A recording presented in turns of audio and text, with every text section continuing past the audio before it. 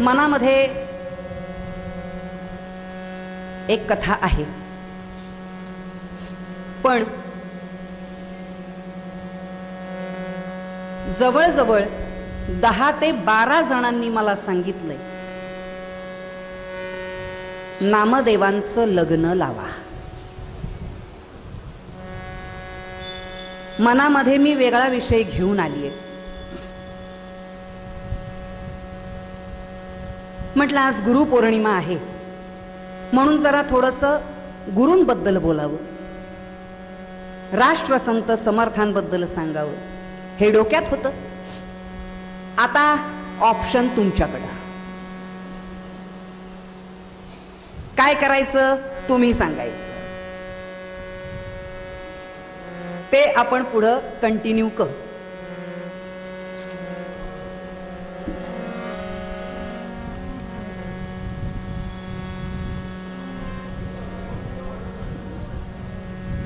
श्रीराम.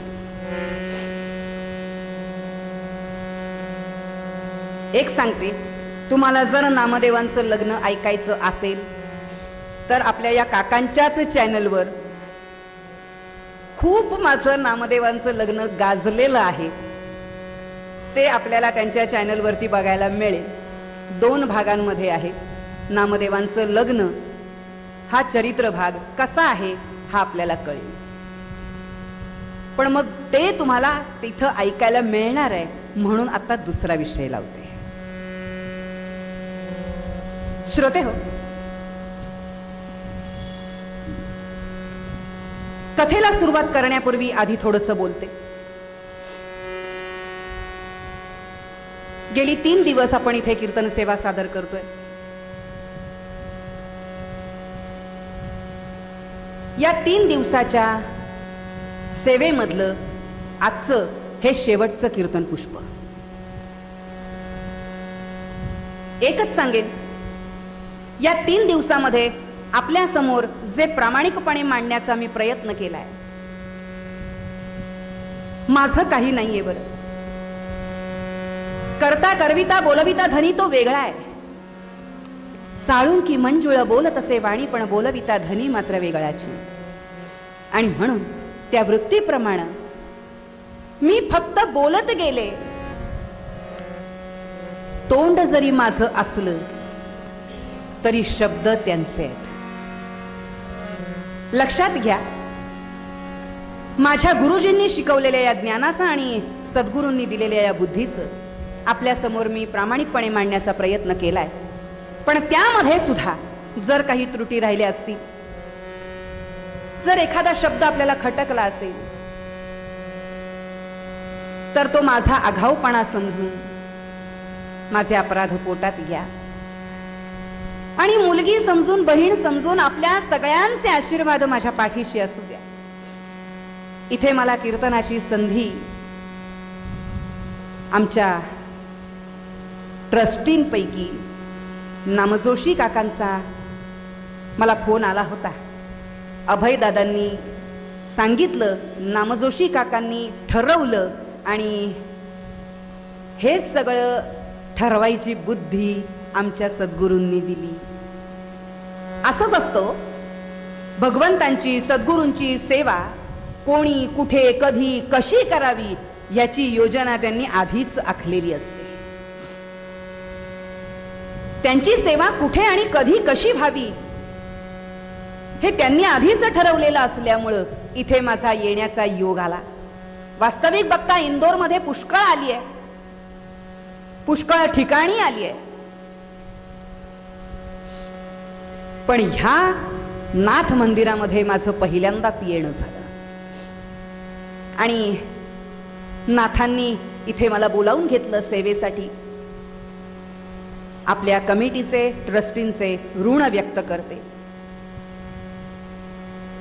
आपल्याबद्दल काय बोलू, तुम्ही श्रोते जगदीश मूर्ती, तेथे माझी व्युत्पत्ती, बुद्धिहीन अल्पमती सलगी करीतसे. तुम्ही श्रोते जगदीश मूर्ती, तुम्ही इथे आहात म्हणून ह्या कीर्तनाला शोभा आहे.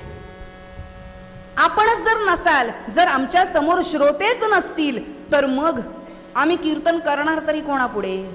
अहो, फक्त सद्गुरूंपुढे, संतांपुढे, देवापुढे असं कीर्तन करण्यासाठी आम्ही काही सद्गुरू किंवा संत नाही आहोत. आम्ही आपली सामान्य माणसं आहे. आम्हाला माणसं समोर लागतात, श्रोते समोर लागतात.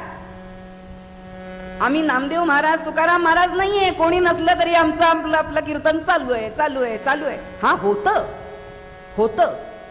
पण ज्या वेळेला डोळे मिटून कीर्तन करतो ना, त्या वेळेला होतं. पण डोळे उघडे असताना समोर कोणीच दिसलं नाही तर मन चलबिचल होतो. अहो, झालंय असं. अहो, त्या कीर्तन विश्वच्या कीर्तनासाठी म्हणून आम्ही गेलो होतो.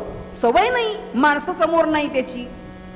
म्हणजे त्यांनी जरी सांगितलं असलं, आपलं कीर्तन लाखो काय करोडो माणसं ऐकतायत, अशा आविर्भावात कीर्तन करायचं. आम्ही काय आता नट नाही हो.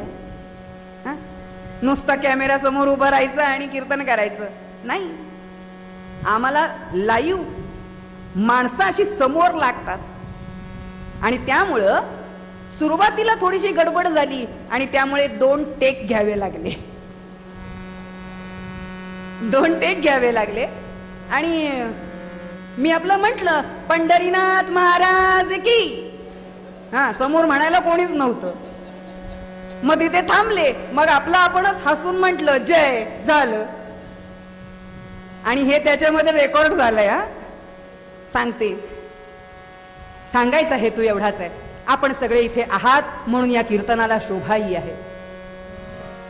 पण आता मला सवय झाली आहे बरं का. आता मला कळलंय की खरंच एवढी सगळी लोक आपल्याला बघतायत, आपल्याला ऐकतायत, आणि म्हणून त्यांच्यासाठी समोर कॅमेरामध्ये बघून बोलायचं आणि त्यांना ते कीर्तन ऐकायला मिळावं, ह्यासाठी आपण प्रयत्नशील राहायचं. आता मला काही वाटत नाही कॅमेराच. श्रोते हो, म्हणून आपल्या सगळ्यांचे ऋण व्यक्त करते, आपल्या साथीदारांचे ऋण व्यक्त करते. साथीदार, आता साथीदार म्हटलं तर ते दोघच साथीदार नसतात बरं का. आम्ही तिघे पण साथीदारच. एकमेकांना साह्य करून, साथ देऊन आम्ही ही सेवा सादर करतो आणि आपल्या समोर सादर करतो. मग मला सांगा, आम्ही तिघे पण साथीदारच. म्हणून त्या आमच्या साथीदारांचे ऋण व्यक्त करते, ज्यांच्यामुळे मी या कीर्तन क्षेत्रामध्ये आहे, असे माझे गुरुजी हरिभक्तपरायण गंगाधर बुवा व्यास, त्यांचेही ऋण व्यक्त करते. आपल्या सगळ्यांना इथून एकदा वंदन करते, नमस्कार करते, आपल्या सगळ्यांचे आशीर्वाद घेते आणि भगवंताकडे सुद्धा हेच मागणं मागते की मला सुद्धा असंच दान द्या की आपल्या सगळ्यांचं प्रेम उदंड माझ्यावरती राहावं. ह्याच्यापेक्षा दुसरं मी आणखीन काय मागू. श्रोते हो, माझा भाव भगवंताच्या चरणी असावा आणि आपल्या सगळ्यांचं प्रेम माझ्यावरती असावं, एवढंच मागणं आपल्याकडे, भगवंताकडे, सद्गुरूंकडे, सद्गुरू माऊलींकडे मागते. आणि एकदा मोठ्या आवाजात गर्जना करूया आणि आपल्या विषयाकडे आपल्याला वळायचं. पंढरीनाथ महाराज की, सद्गुरू माधवनाथ महाराज की जय. जय रघुवीर समर्थ. सज्जनगड. आता सज्जनगड म्हटल्यानंतर आपण कोणाविषयी बोलणार आहोत, काय बोलणार आहोत, हे आपल्या डोळ्यासमोर येतच. चित्र लगेच उभं राहतं. सज्जनगड म्हटलं की आमच्या डोळ्यासमोर कोण येतात? समर्थ रामदास स्वामी. या गडावरती त्यांचं वास्तव्य, भगवान प्रभू रामचंद्रजींची परिपूर्ण कृपा आमच्या समर्थांवरती. आमचे समर्थ राष्ट्रसंत म्हणून त्यांना ओळखलं जातं. आमच्या शिवाजी महाराजांचे गुरु. आणि त्यावेळेला या समर्थांची ख्याती सगळीकडे पसरायला लागली. गळ्या इतक्या पाण्यामध्ये उभं राहून 13 कोटीचं पुरश्चरण करून रामकृपा संपादन ज्यांनी करून घेतली असे आमचे समर्थ. रामकृपा तर झाली, भगवंतांनी सांगितलं आजपासून तुम्हाला लोक समर्थ म्हणतील. छे छे, समर्थ ही पदवी बहाल करून टाकली. कोणाला? नारायणाला. नारायणाला म्हणजे कोणाला? समर्थांना. समर्थ ही पदवी दिली, पण त्यावेळेला ते म्हणाले, मी कोण हो समर्थ? समर्थ तर तुम्ही आहात, मी फक्त तुमचा दास आहे, रामाचा दास, म्हणून रामदास. श्रोते हो, तेव्हापासून आमच्या समर्थांनी एकच गर्जना सगळीकडे करायला सुरुवात केली, आणि ती म्हणजे जय जय रघुवीर समर्थ. तुम्ही समर्थ आहात असे आमचे समर्थ रामदास स्वामी. सज्जन गडावरती त्यांचं वास्तव्य, आणि मग काय विचारता? सज्जन गडी श्री समर्थ असता, सज्जन गडी श्री समर्थ असता, सज्जन गडी श्री समर्थ असता, सज्जन गडी श्री समर्थ असता, ख्याती जगता झाली, ख्याती जगता झाली, ज्ञानवंत बहु बहुविराजी, ज्ञानवंत बहु बहुविराजी, रामकृपाती झाली झाली, रामकृपाती झाली झाली, सज्जन गडी समर्थ असता, सज्जन गडी समर्थ असता, सज्जन गडी समर्थ असता. श्रोते हो, या सज्जन गडावरती त्यांचं वास्तव्य खरं. या समर्थांची ख्याती सगळीकडे पसरायला लागली हो. काही लोक त्यांच्याकडे अगदी भविष्य सुद्धा विचारायला यायला लागले, प्रश्न विचारायला यायला लागले.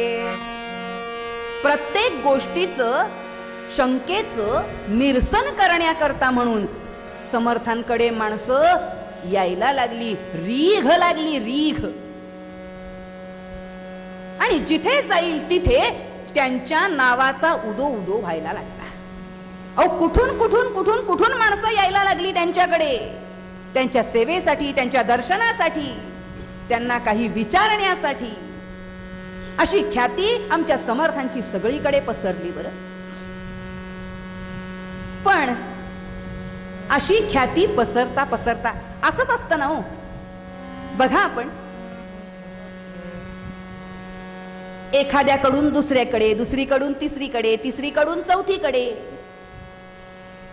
असं प्रत्येकाकडे त्यांची ख्याती जायला लागली, प्रसिद्धी वाढायला लागली. आणि ही प्रसिद्धी आणखीन कुठे पसरली तर कर्नाटकामध्ये. कर्नाटकामध्ये जे धारवाड नावाचं गाव आहे, या गावामध्ये कृष्ण शास्त्री म्हणून एक पंडित आहेत, विद्वान आहेत, आणि कर्मकांडी ब्राह्मण आहेत. कर्मकांडीपणा एवढा की काय सांगावं. कसं आहे ना, कोणाच्याही हातचं त्यांना चालायचं नाही, कोणी शिवलेलं अन्न ते खायचे नाही, कोणाची जरी सावली आपल्यावरती पडली तरी पुन्हा आंघोळ करून यायचे. अहो, पुढे जाताना, रस्त्यानं चालताना सुद्धा आपल्या हातामध्ये ही भली मोठी पाण्याची कळशी घ्यायची, आणि त्या कळशीतनं असं पाणी हातामध्ये घ्यायचं, ते असं पुढं शिंपडायचं, मग त्याच्यावरनं चालायचं. असं सुरू झालं कर्मकांडीपणा.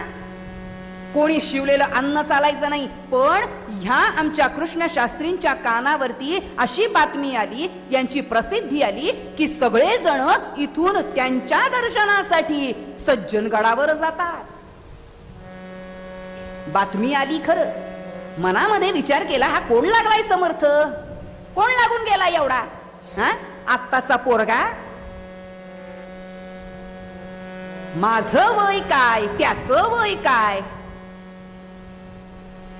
आणि त्याची लोक त्याचं कौतुक करतात, त्याचा उदो उदो करतात, त्याची ख्याती त्याची प्रसिद्धी सगळीकडे पसरवतात. हे कसं चालेल? वास्तविक बघता मी केवढा मोठा ब्राह्मण, केवढं ज्ञान आहे माझ्याकडे, केवढं शिक्षण आहे माझ्याकडे, केवढी विद्या आहे माझ्याकडे, मग माझ्याकडे यायचं का तिकडं जायचं?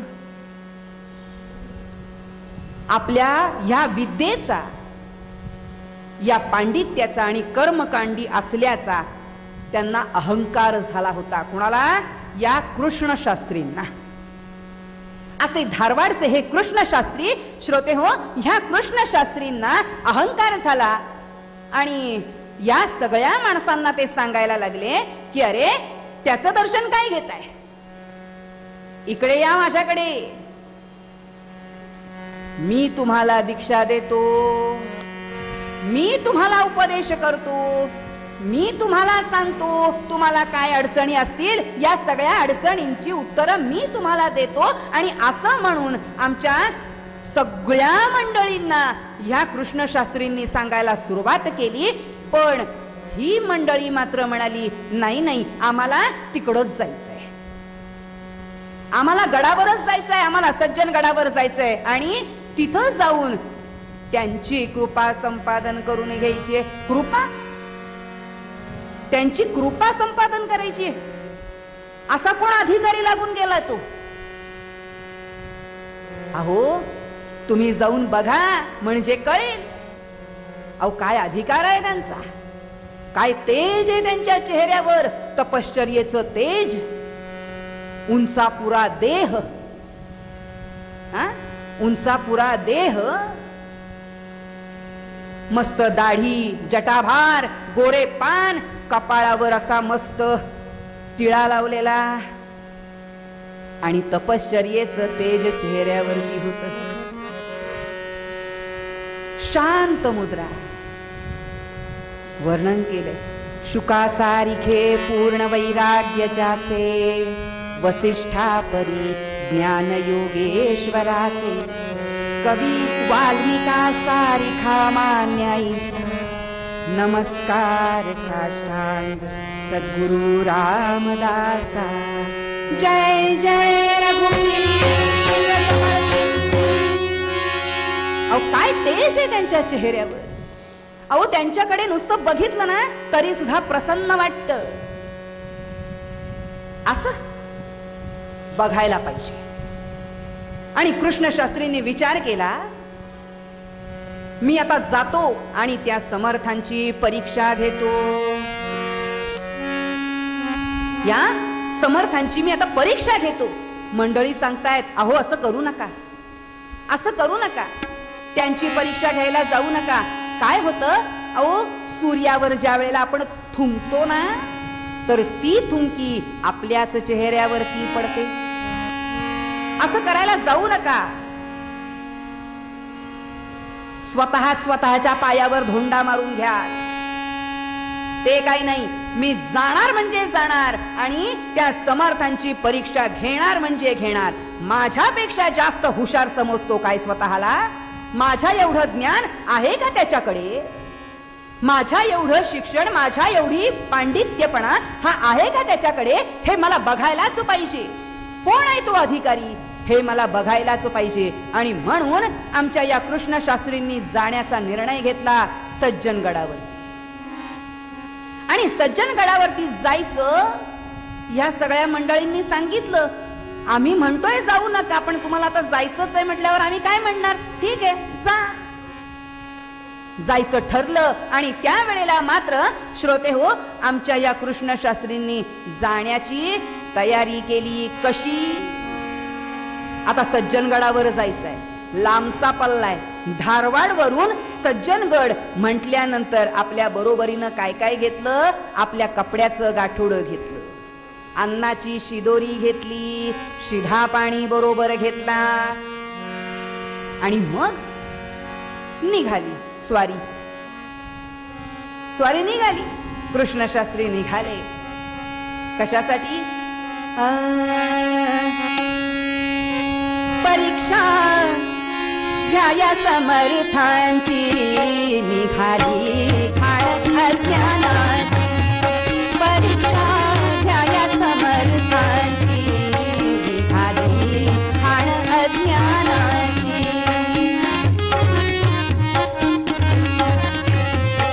अज्ञानाची खाण आहे.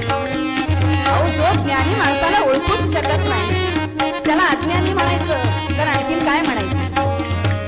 अशी अज्ञानाची खाण घेऊन आमचे कृष्ण शास्त्री आमच्या समर्थांची परीक्षा घेण्याकरता निघाले. ज्ञानी माणसाची परीक्षा घेण्याकरता निघाले. अहो ज्ञानी कोणाला म्हणतात आणि अज्ञानी कोणाला म्हणतात. अहो ज्ञान म्हणजे काय. आम्हाला एखादी गोष्ट कळतीये हे सुद्धा आम्हाला कळतंय म्हणजे ते ज्ञान. आणि जे आम्हाला कळत नाही हे सुद्धा कळतंय हे सुद्धा ज्ञान. पण ह्या ज्ञानी माणसाची परीक्षा अज्ञानी माणूस घ्यायला निघाला.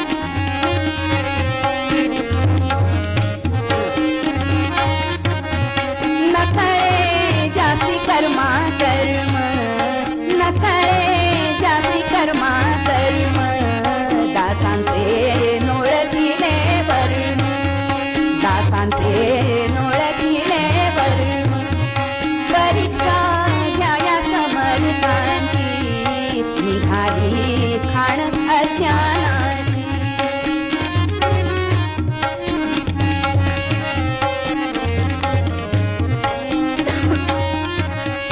धारवाड सोडियले गाव धारवाड सोडियले गाव संगे घेई अहम भाव संगे घेई अहम भाव परीक्षा घ्या या समर्थांची निघाली खाण अज्ञानाची निघाली खाण अज्ञानाची निघाली खाण अज्ञानाची.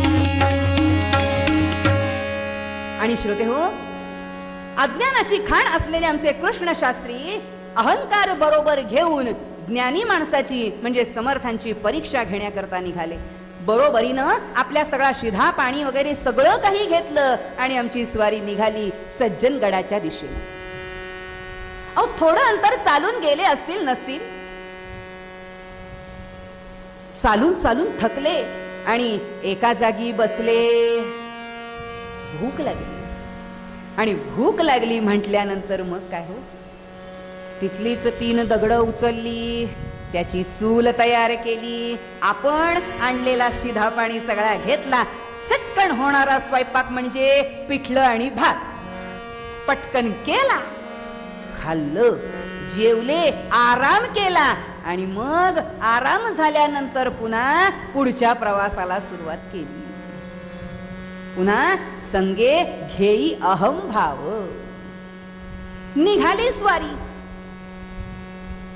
पुन्हा थोडं अंतर चालावं पुन्हा थोडासा आराम करावा आणि असं करत करत पायी प्रवास असल्यामुळे आमच्या धारवाड वरून हे कृष्ण शास्त्री गडावरती चाललेले असल्यामुळे मध्ये थांबायचे आराम करायचे जेवायचे खायचे प्यायचे आणि मग पुन्हा पुढे प्रवासाला लागायचे.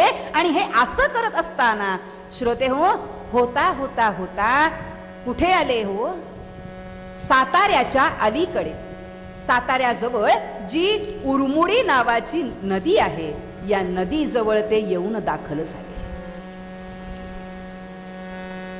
साताऱ्याजवळ येऊन थांबले.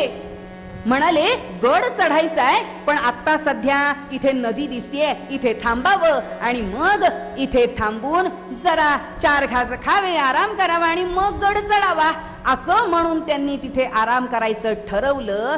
वास्तविक बघता केवढी भाग्यवान हो.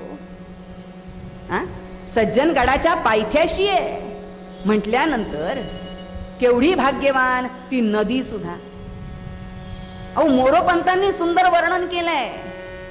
मोरोपंत आमचे म्हणाले उरमुडी नामे सरिता उरमुडी नामे सरिता आहे सज्जन गडास पायथ्याशी आहे सज्जन गडास पायथ्याशी भाग्यवती ती ठरली, भाग्यवती ती ठरली, सज्जन संगत सदैव पायाशी.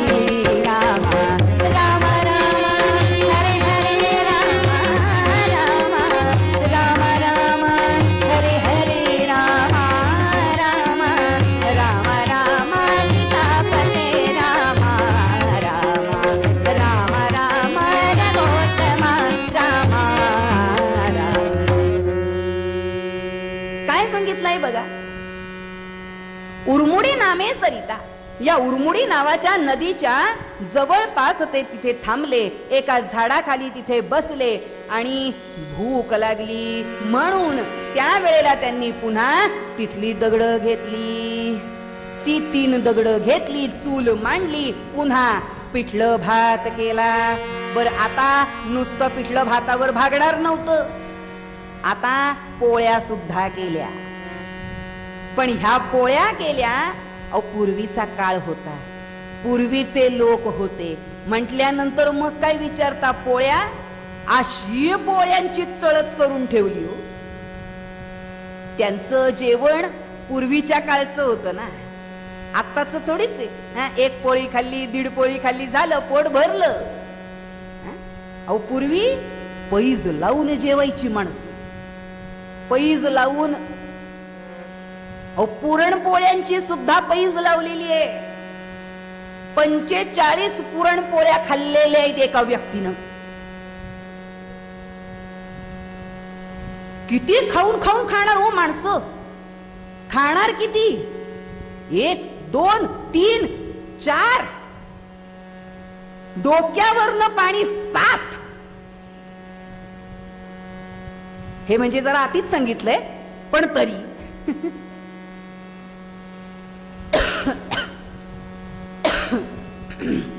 पैज लावून माणसं जेवायची अशी पोळ्यांची चळत करून ठेवलेली. आणि पिठलं भात पोळ्या हे सगळं केलं. मस्तपैकी तिथे सगळी तयारी वगैरे करून ठेवली. आणि आमचे कृष्णशास्त्री नदीवरनं पाणी आणण्याकरता म्हणून गेले. पाणी आणण्याकरता म्हणून गेले तर तिथं एक काळ कुत्र आलं होतं. बरं का, एक काळ कुत्र आलं होतं. आणि ते काळ कुत्र आमचे कृष्णशास्त्री तिकडनं पाणी घेऊन यायला, आणि ते काळ कुत्र ह्यांच्या पोळ्यांजवळ येऊन त्या पोळ्यांच्या चळतीवरती 1 पोळी घ्यायला. एक वेळ झाली. बघितलं, मनामध्ये म्हणाले, अरे अरे अरे अरे, मला कोणी शिवलेलं अन्न चालत नाही. आतापर्यंत हे काळ कुत्र कुठे दिसलं नाही, आणि आता हे कुठनं एकदम मधनं आलं आणि कुठून माझ्या या पोळ्यांना शिवलं काय माहित. पण आता काय करू मी, भूक तर लागली आहे, खूप भूक लागली आहे. इकडं इकडं बघितलं, आपल्याकडे कोण बघतय का हे बघितलं. आणि स्वतःच्या मनाला, त्याची मनाची समजूत घातली. मनाला सांगितलं, काळ्या कुत्र्याला दोष नाही, काळ्या कुत्र्याला दोष नाही. कृष्ण कुत्तम बहुउत्तम असं स्वतःच समजूत घातली. आणि आपल्याकडचं जे पाणी होतं त्या पोळ्यांवरती शिंपडलं आणि पोटभर जेवले. त्या कुत्र्याकडे एकदा रागानं बघितलं. आणि काय त्या कुत्र्याचं पण वैशिष्ट्य तुम्हाला सांगते, ते कुत्र गालातल्या गालात हसलं.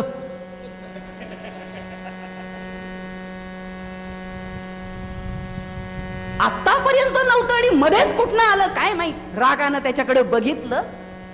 अहो तुम्हाला सांगते, काय तेव्हापासून त्या कुत्र्याला, काळ्या कुत्र्याला महत्व आहे.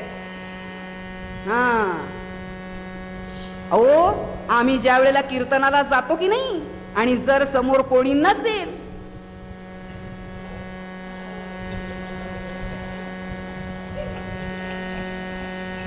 आम्ही घरी जाऊन हेच म्हणतो, आज कीर्तनाला काळं कुत्रं पण नव्हतं.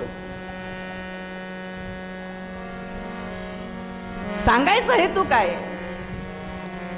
काळ्या कुत्र्याला तेव्हापासून महत्व आलं. काळ्या कुत्र्याला दोष नाही आणि असं म्हणून त्यांनी पोटभर जेवण केलं आणि शांतपणे झोपी गेले. झोप झाली, आराम झाला आणि आराम झाल्यानंतर आता म्हणाले जायला हवं गडावरती. त्या आमच्या समर्थांची परीक्षा घ्यायची आहे ना आपल्याला, त्यामुळे जायला हवं. आणि म्हणून श्रोते हो, आमचे कृष्णशास्त्री निघाले. पण इकडे गडावर आमचे समर्थ त्यांनी अंतर्ज्ञानानं ओळखलं की कृष्णशास्त्री आपल्याकडे येतायत, वर येतायत. आणि म्हणून कल्याणजींना सांगून ठेवलं, कल्याणा कल्याणा एक काम कर, एक काम कर, माझ्याकडे कृष्णशास्त्री म्हणून धारवारचे पाहुणे येणार आहेत. ते आले, ते तुला विचारतील, ए तुझा गुरु कुठे आहे? तू त्यांना सांग मी झोपलोय, बर आराम करतोय. पण ते एवढ्या लांबनं येणार आहेत, त्यांना जेवणाचं वगैरे विचार. ते म्हणतील मला कुणाच्याही हातचं चालत नाही. ठीक आहे म्हणायचं. आणि मग त्यांना म्हणायचं तिथे तुम्ही ओसरीवरती राहा आणि तिथे आम्ही तुम्हाला शिधा देतो, तुम्ही तुमच्या हातानं करून खा. चालेल का? ते हो म्हणतील. मग त्यांना सगळा शिधा दे, फक्त तुपाची वाटी तेवढी देऊ नकोस, ती मी देईन. म्हणाले बरं ठीक आहे. आणि त्यावेळेला श्रोते हो, आमच्या कृष्णशास्त्रींनी गड चढायला सुरुवात केली. आमचे समर्थ आराम करायला गेले. कल्याणजी वाटच बघत होते. मुखामध्ये श्रीराम जय राम जय जय राम, श्रीराम जय राम जय जय. मुखामध्ये भगवंताचं नामस्मरण चालू आहे. आणि तेवढ्यात आमचे कृष्णशास्त्री आले. मात्र विचारलं, कोण रे तू? कोण आहेस तू? या देहाला कल्याणजी असं म्हणतात. बर तुझा गुरु कुठे आहे?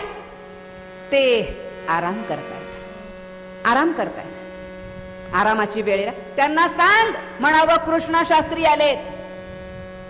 सांगतो ना, फक्त त्यांचा आराम होऊ द्या, मग सांगतो. पण कुठून आलाय आपण? मी धारवाड वरून लांबून आलेले दिसताय, लांबून आलेली दिसताय. तुम्ही हातपाय वगैरे धुवून घ्या, जेवण तयार आहे, मी तुम्हाला लगेच जेवायला वाढतो, म्हणजे मग तुम्ही आराम कराल. आम्हाला कोणाच्याही हातचं चालत नाही. असं का? बर मग मी तुम्हाला शिधा देतो, तो शिधा घ्या आणि पलीकडे ओसरीवर जा. तिथे तुम्ही थांबा आणि तुमच्या हाताने स्वयंपाक करून खा. चालेल? हा तसं चालेल. आणि म्हणून आमच्या कल्याणानं सगळा शिधा या कृष्णशास्त्रींना दिला. आणि आमचे कृष्णशास्त्री त्यांचा मुक्काम त्या ओसरीवरती पडला. आणि त्या ओसरीवरती गेल्यानंतर मग काय हो, त्यांनी सगळी अशी तयारी व्यवस्थित अशी करून ठेवली.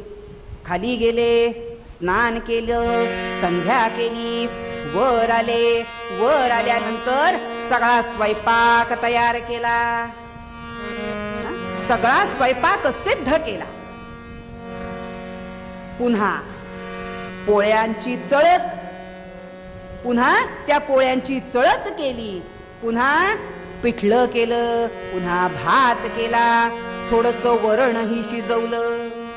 आणि हे सगळं करून त्यांनी सगळं मांडून ठेवलं. म्हणाले आता जेवायला बसायचं. पण याच्यामध्ये तुपाची वाटीच दिसत नाही. तुपाची वाटी कुठे आहे?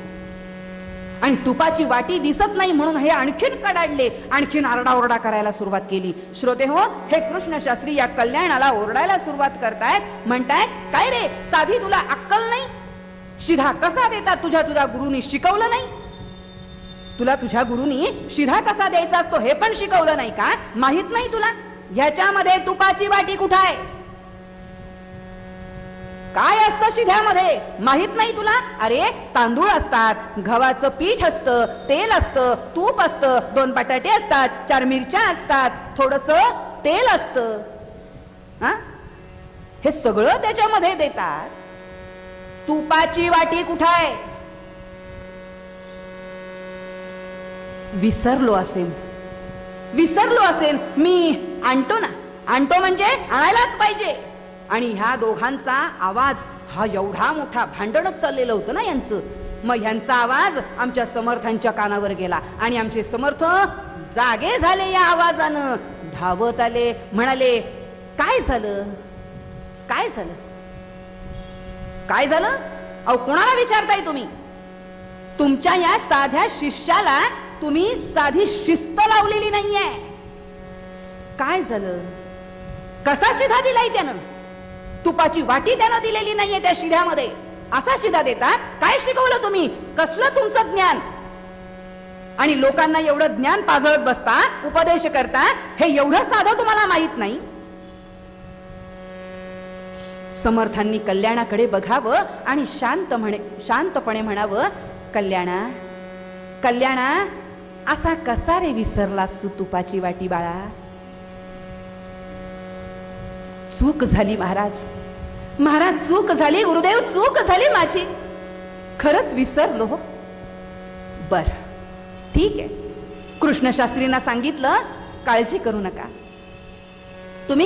नका, तुम्ही पाणी घेऊन या, तुम्ही जेवायला बसायची तयारी करा, मी तुम्हाला स्वतः तुपाची वाटी आणून देतो. आणि असं म्हणून श्रोते हो, आमचे समर्थ तुपाची वाटी आणण्याकरता गेले. आणि इकडे आमचे कृष्णशास्त्री खालून पिण्याकरता, पाणी आणण्याकरता म्हणून गेले. पाणी आणून ते वरती चढतच होते. समर्थ वाटच बघत होते, ते येतायत केव्हा आणि मी तुपाची वाटी देतोय केव्हा, वाटच बघत होते. आणि आता पाणी घेऊन आमचे कृष्णशास्त्री वर आले. एवढ्यात आमच्या समर्थांनी काय केलं, ती तुपाची वाटी घेतली आणि त्या पोळ्यांच्या चळतीवरती नेऊन ठेवली. आणि आता मात्र कृष्णशास्त्रींचा पारा आणखीन चढला. म्हणाले, काही समजतं की नाही तुम्हाला? एक तर कोणी शिवलेलं अन्न मला चालत नाही आणि त्यातनं तुम्ही स्वतः त्या पोळ्यांना शिवला, त्याच्यावरती वाटी तुम्ही स्वतः ठेवलीत. काही समजतं की नाही? काही वाटतं की नाही तुम्हाला? एवढं साधं कळत नाही तुम्हाला? मला नाही चालत कोणाच्या हातचं. रागानं कृष्णशास्त्री बोलायला लागले आणि आमचे समर्थ लहान मुलासारखे रडायला लागले. हो, समर्थ लहान मुलासारखे रडायला लागले. तिथून धावत गेले लहान मुलासारखे भगवंतांच्या, प्रभू रामांच्या पायाजवळ गेले. त्यांच्या पायावरती डोकं ठेवलं आणि मोठमोठ्यांनी रडायला लागले.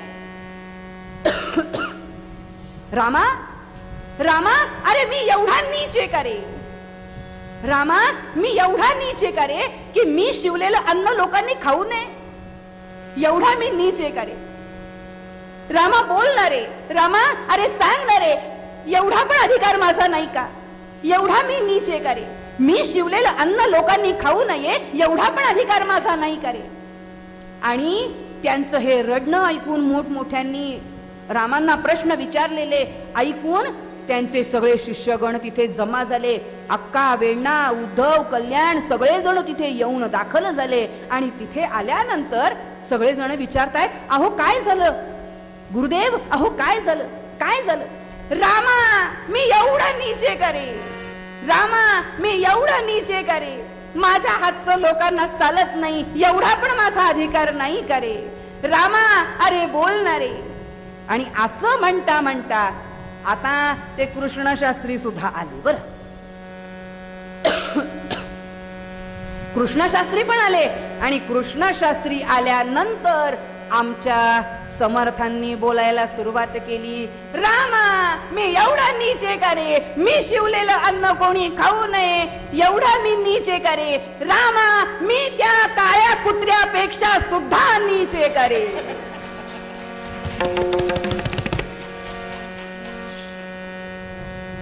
काळ्या कुत्र्याचं नाव?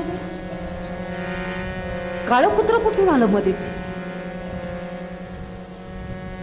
काळ्या कुत्र्याचं काय माहिती यांना? ओ ओ ओ शुक शुक ओ ओ थांबा थांबा, रडू नका. अहो काळजी करू नका. अहो मी जेवणार आहे, मी पोळ्या खाणार आहे. रामा, मी एवढा नीच आहे का रे? त्या काळ्या कुत्र्यापेक्षा सुद्धा नीच आहे का रे? मी शिवलेलं अन्न कोणी खाऊ नये का रे? अहो काय चाललंय तुमचं सारखं काळं कुत्र काळं कुत्र? हा, मी म्हंटल ना तुम्हाला, अहो मी खाणार आहे, मी जेवणार आहे, काळजी करू नका. कृष्ण शास्त्री, तुम्ही हे अन्न जेवायचं नाही. तुम्ही पोळ्या घ्यायच्या नाहीत. मी शिवलोय की नाही त्याला, मग तुम्ही ते खायचं नाही. रामा, मी एवढा नीच आहे का रे? अहो काय चाललंय तुमचं? अहो मी म्हंटल ना मी खाणार आहे, आणि काय हो सारखं काय ते काळं कुत्र काळं कुत्र काळं कुत्र? काय माहितीये तुम्हाला त्या काळ्या कुत्र्याबद्दल? हा, काय माहितीये काय आहे तुम्हाला काळ्या कुत्र्याबद्दल? आणि त्यावेळेला मात्र समर्थ म्हणाले, कृष्ण शास्त्री, माझी परीक्षा घेण्याकरता तुम्ही निघाला होतात, पण माझ्यावर प्रभू रामचंद्रजींची अशी कृपा आहे, त्यांच्या कृपेनं आम्हालाही काही चमत्कार करता येतात, पण आम्ही ते करत नाही. अहो माझी परीक्षा घेण्याकरता तुम्ही आला होता. तुम्ही स्वतःला कर्मकांडी म्हणवताना, हा, कर्मकांडी म्हणवताना मग त्या काळ्या कुत्र्यानं शिवलेलं अन्न तुम्हाला चाललं, आणि मी तुपाची वाटी ठेवलेली चालत नाही. हे कसं चाललं? हे कसं तुम्हाला, हे कसं वागता तुम्ही? हे कसं जमतं तुम्हाला? अमुक अमुक एखादं, अहो पण ते काळं कुत्र असं म्हणू शकता आपण. ते अचानक तिथे अचानक माझं नाव अमुक अमुक. अचानक मी कुठलं? म्हणजे कोण? मी कीर्तनकार. त्या काळ्या मी म्हणजे कोण? कुत्र्याचं मी रूप डॉक्टर. घेऊन मी स्वतः मी म्हणजे तिथे कोण? आलो. माझं नाव, आपलं नाव म्हणजे मी आहे का? काळ्या कुत्र्याचं रूप घेऊन मी स्वतः तिथे आलो होतो, आणि तुमचं नेमकं काय चालू आहे ना हे मी बघतो. तरी हा देह म्हणजे आपली तुम्ही माझी परीक्षा घ्यायला आला होतात ना, मग परीक्षा घेणाऱ्याची सुद्धा आधी परीक्षा आम्ही घेतली. आपण राहतो ना परीक्षा घेण्याच्या योग्यतेचा तो आहे का हे आम्ही तपासून राहतो. आम्ही काय करतो? दर महिन्याला आणि मग मात्र श्रोतेहो, आमच्या कृष्ण शास्त्रींना आमचे समर्थ सांगतात, एकदा का त्याचं contract संपलं, कृष्ण श्वानाच्या रूपे स्वामी आले. कृष्ण श्वानाच्या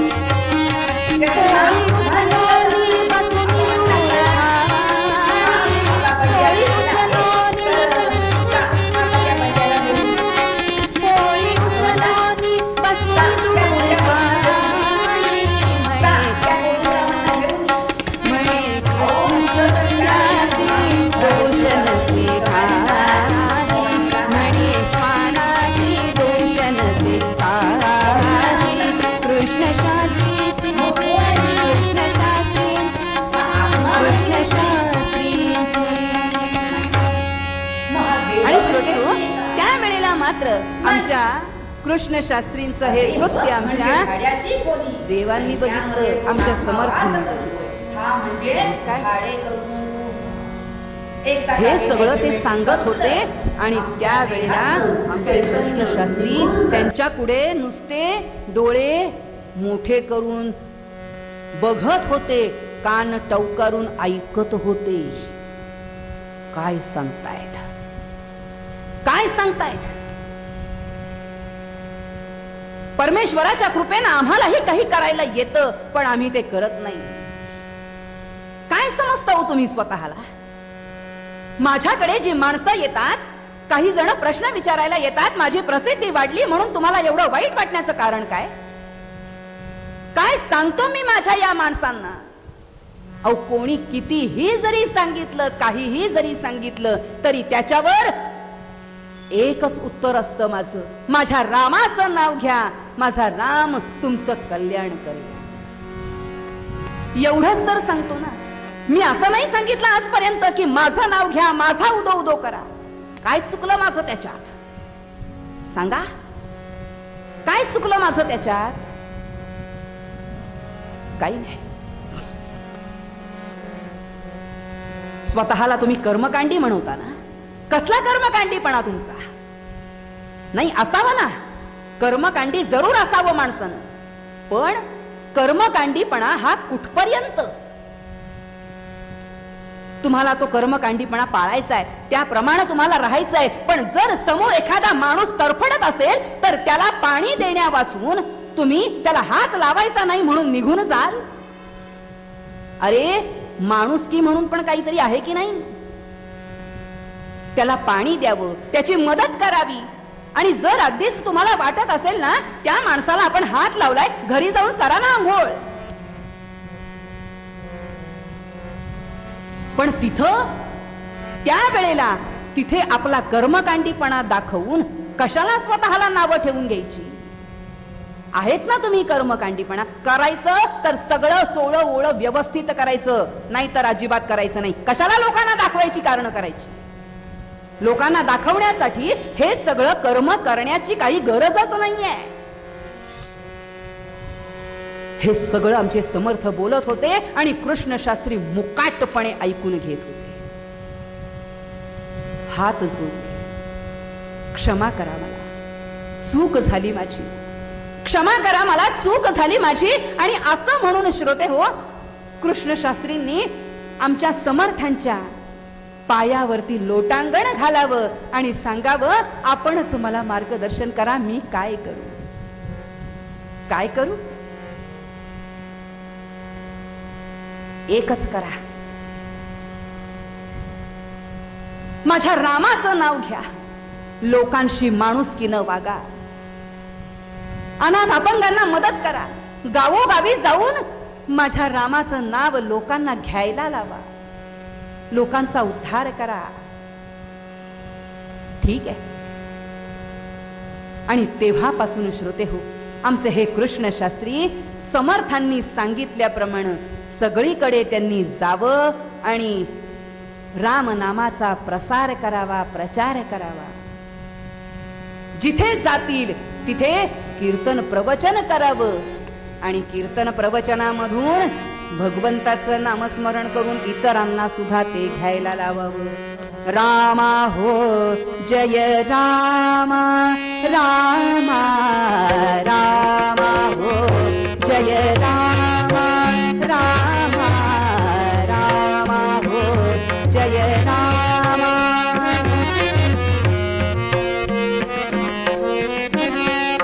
रामा रामा हो जय रामा. पतित पावन पूर्ण कामा, पतित पावन पूर्ण कामा. रामा हो जय रामा, रामा रामा हो जय रामा, रामा रामा हो जय रामा. आपण स्वतःही भगवंताचं नामस्मरण करायचं, समर्थांना आता गुरु मानलं होतं. त्यांनी गुरु केला होता. समर्थांनी त्यांना दीक्षा दिली होती आणि त्यांचा अनुग्रह घेऊन आता कृष्णशास्त्री गावोगाव फिरायला लागले. स्वतःही नामस्मरण करायला लागले. इतरांकडूनही घ्यायला लावले. इतरांनाही घ्यायला लावलं. त्यांच्याकडून राम नाम घेऊन त्यांचाही उद्धार केला. श्रोते हो, असा आमच्या कृष्णशास्त्रींचा उद्धार झाला. आमच्या समर्थांच्या सान्निध्यामध्ये येऊन, त्यांच्या समोर येऊन त्यांनी झणझणीत अंजन आमच्या कृष्णशास्त्रींच्या डोळ्यांमध्ये घातलं होतं आणि आमच्या कृष्णशास्त्रींचा अहंकार संपला होता. असंच असतं ना हो, संतांच्या सान्निध्यामध्ये गेल्यानंतर, सद्गुरूंच्या सान्निध्यामध्ये असल्यानंतर आपला अहंकार पूर्णपणे गळून पडतो आणि मग आपला भाव भगवंतांच्या चरणी, सद्गुरूंच्या चरणी लीन होतो. आणि म्हणूनच आमच्यातला हा अहंकार कायमस्वरूपी संपावा आणि आमचा भाव तुझ्या चरणाजवळ असावा. श्रोते हो, समर्थांनी कृष्णशास्त्रींना विचारलं, आणखीन काय हवंय? काही नको, आणखीन मला काही नको, द्यायचंय ना एकच द्या, की पुन्हा आता तुमच्याकडे काही मागावं ही इच्छा मनामध्ये शिल्लकच राहू नये. आणि म्हणून मागणं मागितलं. तुझे चरणी राहो भाव, तुझे चरणी